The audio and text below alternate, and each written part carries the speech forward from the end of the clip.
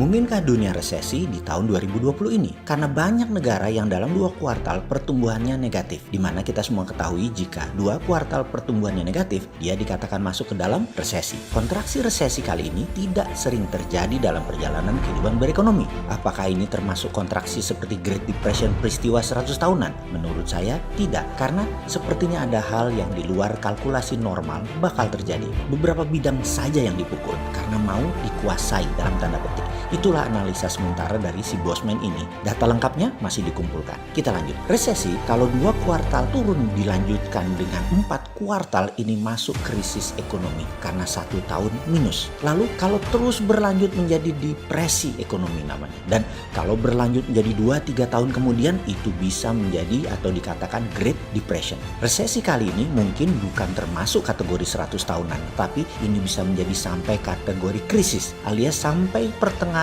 2021 belum bergerak naik banyak ekonomi Indonesia. Kalau saya saat ini nggak berharap banyak dengan kelolaan yang ada saat ini. Banyak old mind dan old system yang dipakai yang mudah-mudahan di tahun 2024 bisa dilibas mereka semua. Kemarin saya berdiskusi dengan saudara saya seorang pengusaha retail barang mewah seperti jam tangan dan high fashion lainnya. Bisnisnya bisa dikatakan tidak ada kompetitornya di pasar creme de la creme di Indonesia. Pasarnya hanya mungkin 0,1% populasi. Di pasar creme de la creme, top 0,1% manusia ini tidak kenal kata resesi, tidak kenal kata depresi, tidak kenal kata Great Depression. Mereka tidak kenal apapun karena mereka emang gak ada matinya uangnya. 7 turunan 6 tanjakan 5 tikungan duitnya gak bakal habis karena sistem bisnisnya mengakar. Saudara saya tadi main di pasar tersebut. Dia adalah sedikit dari manusia Indonesia yang omset bisnis penjualan per tahunnya di atas 50 triliun rupiah. Yang mengejutkan adalah top 0,1% manusia Indonesia selama pandemik ini tidak belanja atau mengurangi belanjanya. Untuk pertama kalinya dalam 30 tahun dirinya berbisnis, bisnisnya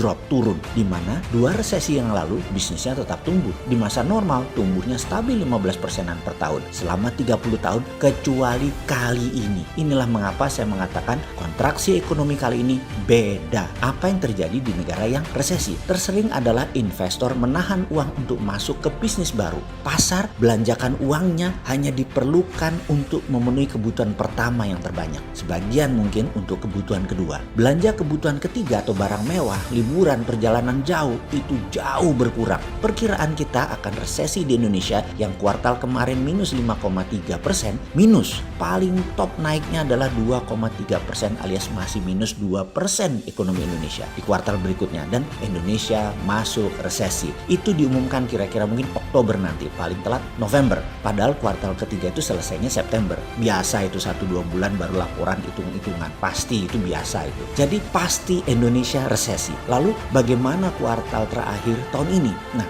ini menarik. Yang kita harus analisa karena COVID per hari ini bulan September bisa 3.500-an terpapar per harinya. Di mana mungkin sampai akhir tahun angka terpapar COVID bisa 500 ribuan datanya. Ini akan menahan perilaku bukan hanya top 0,1% populasi untuk belanja, invest atau spending, tetapi top 1%, top 3% dan top 10% populasi di mana mereka adalah manusia well informed dan well education.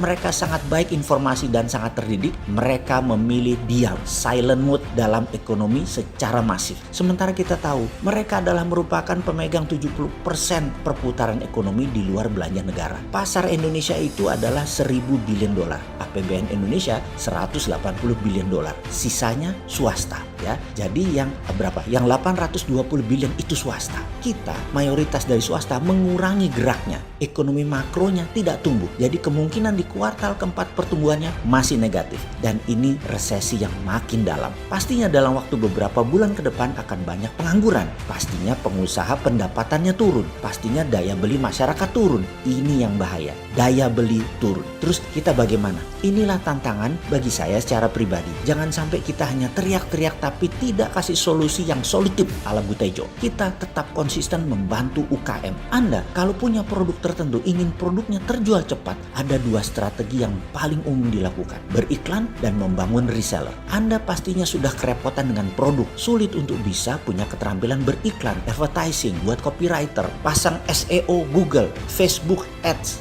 IG Ads, dan banyak lagi cara promosi dan jualan. Jadi harus ada solusinya. Ini menurut saya menjadi solusi di masa resesi, yaitu bisa berjualan dengan memangkas banyak biaya namun efektif menghasilkan closing penjualan. Viralmu.id bisa memenuhi semua yang diperlukan untuk Anda para pengusaha yang ingin produknya dijualkan oleh lebih dari 80.000 promoter. Promoter adalah reseller sekaligus Anda punya divisi pemasaran pribadi yang bisa melakukan semua yang Anda butuhkan. Anda juga tentukan sendiri berapa komisi mereka, berapa anggaran advertising Anda, dan lihat hasilnya kemudian. Pasti mengejutkan Anda. Akan sangat positif. Saya selama 6 bulan ini menggunakan Viralmu dan itulah yang membuat omset bisnis stabil. Saya sarankan Anda join, gabung di Viralmu. Sisi lain, Anda sahabat perlu income tambahan, income pribadi ya. Saya sarankan untuk jadi promoter. Daftarkan diri Anda ke promoter.id. Angka 10 juta per bulan sambil mainan gadget, insya Allah di tangan. Lupakan politik sebentar. Lupakan budget buzzer untuk menggonggong yang menggiurkan. Tapi kita nggak dapat. Kita tetap berlalu. Dan kali ini Anda jadi buzzernya UKM.